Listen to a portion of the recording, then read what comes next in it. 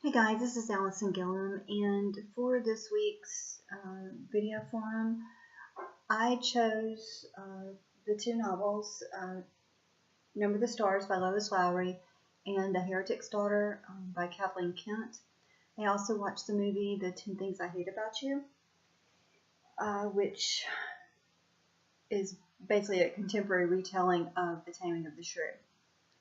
So, for my first novel, I chose the Number the Stars by Lois Lowry. And this book is pretty good companion to the canon of the Diary of Anne Frank, in that both stories, they kind of tell the story from a different point of view. The Diary of Anne Frank talks about the people that hid Anne Frank and her family away from the Nazis, whereas the Number the Stars, in that book, it primarily detailed the people who actually hid Ellen Rosen and her family for a short period of time away from the Jews. So even though they're kind of the same, they still have a little different take on it. One thing I did want to speak about with these is that there is a quote in here that I find runs through a lot of literature, especially today with young adolescent literature. And the quote, the gist of it is that, we are our brother's keeper. We need to be our brother's keeper. We should be our brother's keeper. And that theme runs through the Diary of Anne Frank and Lois Lowry's Number the Stars. Now,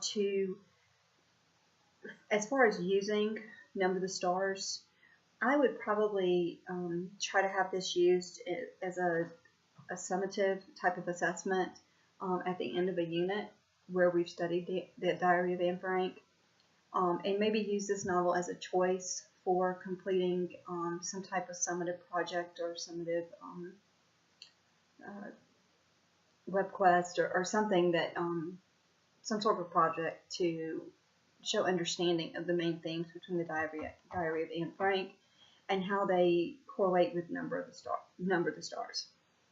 So, the quote that I would like to read, this is when it's actually pretty close to beginning the book, but it speaks a lot about the Number the Stars, and it also, to me, kind of gives us a hint of the Diary of Anne Frank. She turned to her father. "Papa, do you remember what you heard the boy say to the soldier? That all of Denmark would be the king's bodyguard?" Her father smiled. "I have never forgotten it," he said. "Well," Anne-Marie said slowly, "now I think that all of Denmark must be bodyguard for the Jews as well." "So we shall be," Papa replied. So again, this quote from this book ties in the themes with both novels, and I think it could be used again as some sort of summative way of gauging understanding of the Diary of Anne Frank, or as a companion piece to the Diary of Anne Frank, either in a history class or some other cross-curricular activity. For the second novel I chose The Heretic's Daughter by Kathleen Kent, and this is the book. If you have never seen it, it's a really good book. I have taken a course before on witchcraft in America, and so I find the Salem witch trials very fascinating. The causes and the dynamics of it all. And this book pairs really well with the canon of The Crucible, Arthur Miller's The Crucible, which is very traditional reading for English literature courses. I believe that this novel could be read in place of that, if it's allowed as far as a curriculum change or a curriculum choice within your classroom. The two stories are very similar. The Heretic's Daughter is a little more extensive as far as the length of it, and it tells a little more detail about the side of the people who were actually being accused, as far as in contrast to the ones that are the accusers in The Crucible. This story has a family. They're called the Carriers, and they are kind of cast outs, or not really cast outs, but just they're kind of the family in town that's really everybody kind of looks at suspiciously, like, do they really belong here? And in many ways that helps bring about some of their demise as far as being accused of witchcraft. Now, for this novel, again, I think it could be used in place of The Crucible, but if The Crucible was mandatory, then I believe also maybe using this as independent reading for an option, again, as either as a summative assessment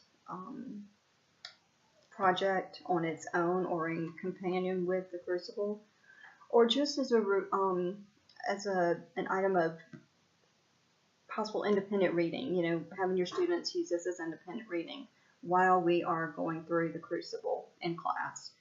I think the two would help create an understanding of what happened in 1692 Massachusetts and Salem and in Andover, as in this book, and how they tie with American history, which also leads me to it can be cross-curricular with an American history class that goes back to colonial times, where the Salem witch trials occurred, and again, some of the causations and some of the effects of these of the witch trials on the people in that area. The quote that I wanted to read from this book that stood out to me the most. Apologize.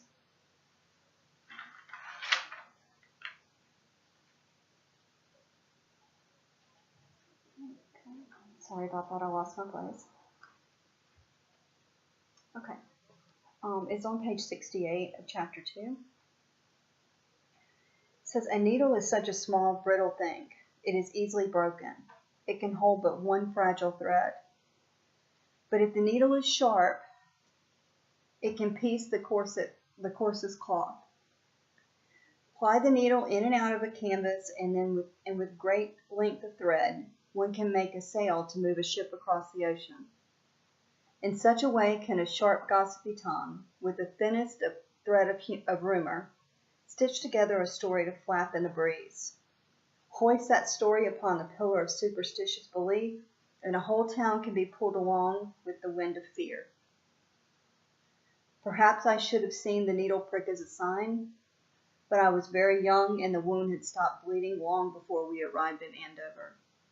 So this is on this page. It's kind of a foreshadowing of what is going to happen, and the atmosphere within Andover, Massachusetts, which was only about 17 miles away from Salem. So just the attitude and the beliefs of Puritans and how those beliefs affected the townspeople and affected the religious, affected not only the religious aspects of life, but also the political aspects of life, and how the two intertwine to basically, through fear and intimidation, decimate a group of people who were guilty of absolutely nothing other than just being considered not the best, the most well off, or even those that seemed a little odd. Now, for the last thing I'd like to talk about tonight, I watched the movie The 10 Things I Hate About You. And I was unaware until recently that the book was actually written by David Levithan, who I really like a lot. And when I was watching it, I was struck by the end of it when Kat's sonnet in her English class. When they are assigned a sonnet, they were basically, the teacher reads them the Shakespeare sonnet number 141 from The Taming of the Shrew. And they are asked to rewrite that sonnet, or write a sonnet showing their understanding of Sonnet 141. And Kat does this. She does it very well. But I thought that you could use the two. Sonnet 141 from that book, from The Taming of the Shrew by William Shakespeare, and Kat's sonnet from either the David Levithan book or from the movie, whichever you prefer, to kind of create better understanding. Why not use writing a sonnet or using that type of assignment to better enhance and bring greater understanding to Sonnet 141 of Taming of the Shrew by William Shakespeare. The language can be kind of difficult for some students, the Shakespearean language. The literary and figurative language in it can be a little rough. So trying to bring it down to how adolescents speak and communicate with each other today could be helpful in creating a furtherance of interest in William Shakespeare, his poems, his plays in the future. So I did come across a really nice page online, and it had the Sonnet 141 on one side, and it had 10 Things I Hate About You, Cat sonnet on the second half. They were side by side, and then down below there was this Venn diagram, and it asked you to compare and contrast the two, which I thought was a great little assignment, especially to maybe it's like a formative assessment to kind of detail understanding or make sure your students are understanding what they're reading and where some clarification might need to be made. So again, I thought that was a great little exercise to do that. But that is all I have for tonight. You guys enjoy the rest of your evening, and I will see you next week. Thank you.